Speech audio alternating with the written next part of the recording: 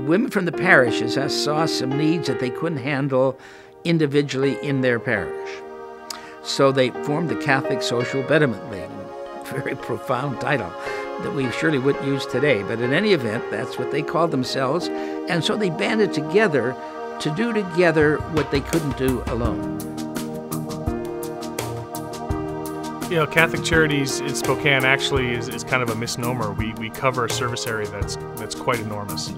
We reach all the way to the Canadian border in the north, the Oregon border in the south, and the Idaho border on the east, and then the Columbia River on the west. So it's a very large geographical area that we cover. Catholic Charities is such a special place. You know, we have this philosophy that's based in some very basic ideas: respect, compassion, collaboration, and justice. And those are not Catholic words. Those are not specifically Catholic Charities words. Those are just human words. Those words are a part of who we all are as human beings, and they're a big part of Catholic Charities. This community is based in faith. Certainly Catholic Charities is the good news and the social justice arm for the Catholic Church at large. I remember years ago Donna Hansen talking about the fact that we serve from birth to death, basically. And we really do. And when you think about that spectrum of care, and then you realize, what our values are, you can start to see that, for example, the value of respect flowing through any and all services that we provide. Maybe the most vulnerable population that we run into are the population at Capital. It's a program that values the sanctity of human life, encourages people to choose life, and supports them in that decision.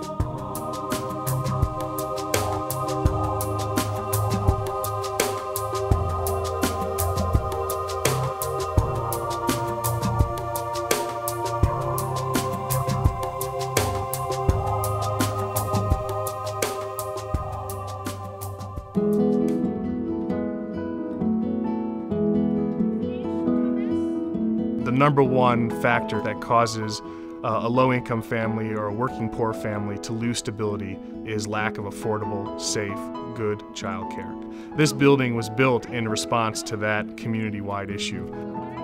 Those children are leaving home every day to be put in a safe childcare situation while their parents are off to work. And many of those families that we're serving could not afford safe childcare at home or in a different facility.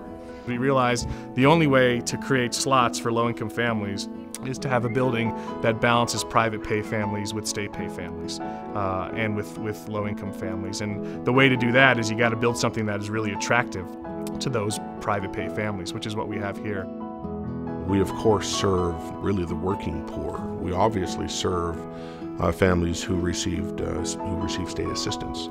And, of course, we serve families with means. And so we have such a beautiful cross-section. Yeah, we have to teach our song to you. It provides a richness of experience, of course, to the other families and to the other kids.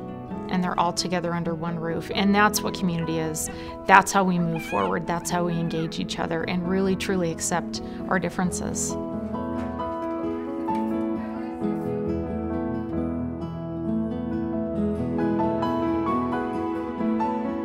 Many of the women that we serve at St. Margaret's have come from very, very difficult, personal, challenging situations. Some have come with just the clothes on their backs and have escaped a domestic violence situation, any kind of abuse situation. At that point in many of those families' lives, they are having to not only find housing, but they basically are trying, not even trying to rebuild, but trying to build a life. And we embrace them with boundaries, we embrace them with rules and expectations, but we give them opportunities to grow and to learn and change.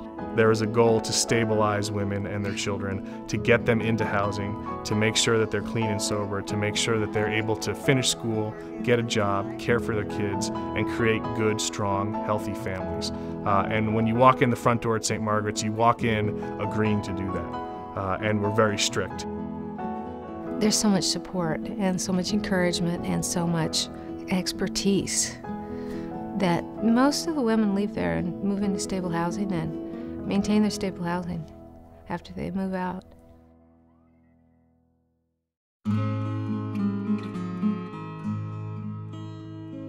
You know, housing is a big piece of Catholic Charities. Obviously, the concept of home is essential for all of us. We all have some concept or understanding of home. We have over 900 units of housing. We serve seniors, we serve disabled, we serve farm workers, we serve families, we serve people from all walks of life who need that sense of home, who need a safe place, a clean place, that they can walk into and say, this is my home. And so creating safe places for clients, creating housing for clients is essential for Catholic Charities.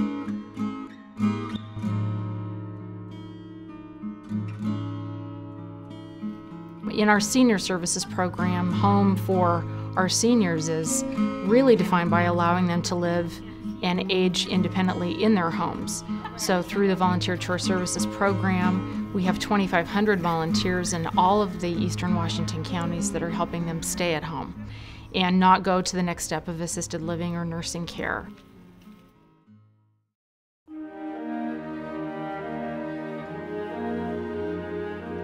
You know, it's a difficult walk. You know, we see the path of people who are struggling here at Catholic Charities. And it's sometimes it's a path that has suffering, sometimes it's a path that's hard to watch.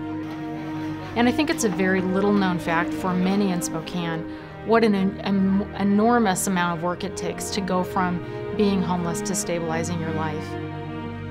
I came from, you know, a good job, a home up north, 2 cars, garage. I was a little ashamed, a little embarrassed, you know, when I had to come walking through this door. I've been looking for a job for the last month and a half. I've probably turned in about 30 resumes. We're serving veterans. We're serving many, many folks facing a mental illness challenge. And that support service makes all the difference. Quite a few of the folks that we have, especially this time of month, are from some of the hotels from downtown, some of the low-income apartment houses. And they just come here because they've ran out of monies themselves, and so they come to House Charity for a good hot meal. You know, the image that Catholic Charities is based on obviously is an image of Christ, and Christ is a pursuing God, an unconditionally loving, pursuing God, and we are unconditionally loving for our clients, no matter where they're at, no matter who they are. And when you're ready to get help and to become more stable, we're going to be right there for you. Our mission is based on the gospel message. As long as you do this as one of the least of my brothers and sisters, you do it to me, Jesus said. You know, Catholic Charities is available to serve anybody of any faith, religion, and we call it Need Not Creed. We don't serve people because they're Catholic. We serve people because we're Catholic, and it's our job to do it. It is integral to our identity. It's about a community. It's about a mentality of I want to serve my brother or sister in Christ. I want to serve somebody who's in need. I want to reach out and find the most vulnerable, the most marginalized people in our community, and I want to reach out to them and say, come with me, let's help you. Let's make you a more stable person. We always have good news to share, and the stories are many, and the stories are beautiful. They're always about help. They're always about hope. Nowadays, if someone asks me, you know, where do you live, you know, what have you done for the last 2 years, I'm almost proud to say, you know, this is what I've come from. Twice in my life, Catholic Charities has helped my family, and I cannot thank them enough. If I live to be 10,000 years old, I will always have Catholic Charities in my words, and in my thoughts and in my heart.